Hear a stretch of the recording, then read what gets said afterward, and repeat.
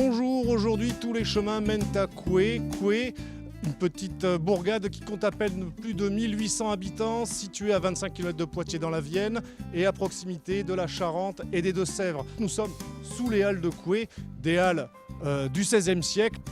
La commune est propriétaire des halles et organise naturellement un grand nombre de manifestations puisque l'endroit peut accueillir jusqu'à 2000 personnes pour des marchés de producteurs, des marchés de Noël, des foires, des brocantes et des concerts où l'acoustique est absolument magique. Ce qui attire aussi le regard, c'est son dallage, avec deux parties totalement différentes. Les deux ailes extérieures possèdent un dallage qui, lui, est du XVIe d'époque.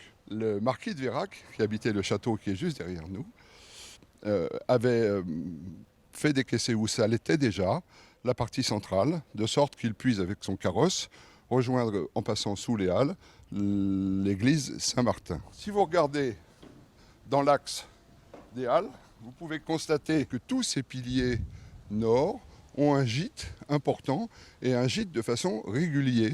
Il n'y a pas d'explication.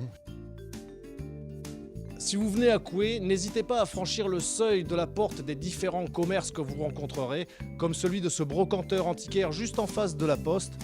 Vous y trouverez autant d'objets insolites que choisis qui vous transporteront dans les portes du temps.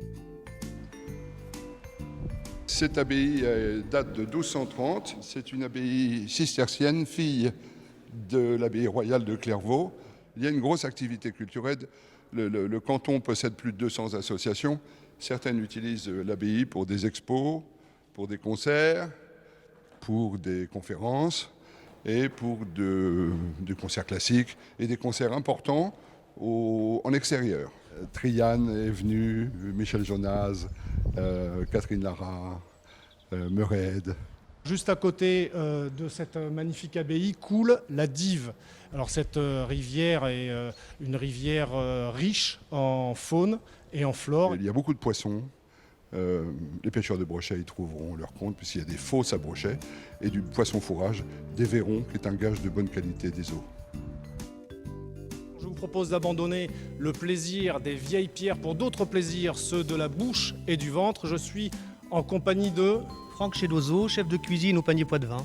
Alors Franck, vous allez nous faire découvrir la recette du farci Poitevin. De quoi avons-nous besoin?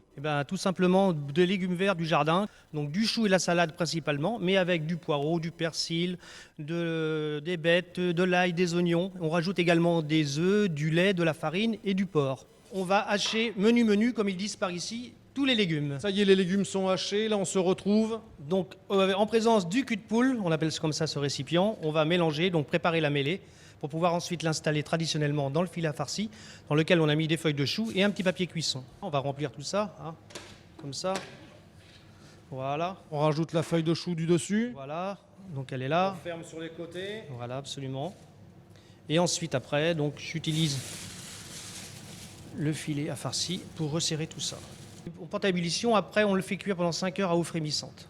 Là, j'en ai un qui est cuit. Là, par exemple, je vais vous le retirer. Allez-y. Et on va le laisser donc assez goûter toute une nuit, de manière à ce qu'il se resserre bien. Débarrasser de son filet, démouler, et voilà comment ça se présente terminé. Écoutez-moi, tout ça, ça m'a donné l'eau à la bouche. Vous nous conseillez quoi? Écoutez, un ou Poitou rouge, ou pourquoi pas un rosé de vin de pays charentais.